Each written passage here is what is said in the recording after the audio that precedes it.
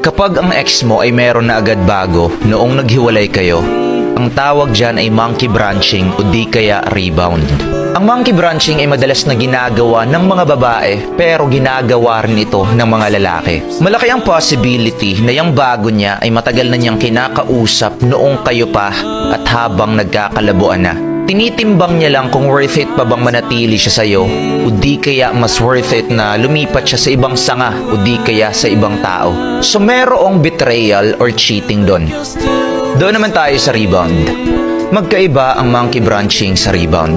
Sapagkat sa rebound, noong naghiwalay kayo ay doon pa lang siya nag-entertain ng iba bilang panakipbutas.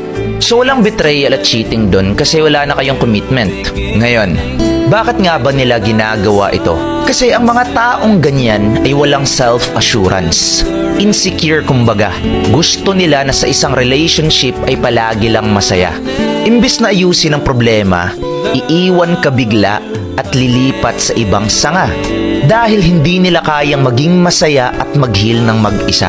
Kailangan nila ng ibang tao na mag-feed ng ego nila. Kasi nung naghiwalay kayo, sira ang kanilang kumpiyansa. Ganun lang kasimple yun.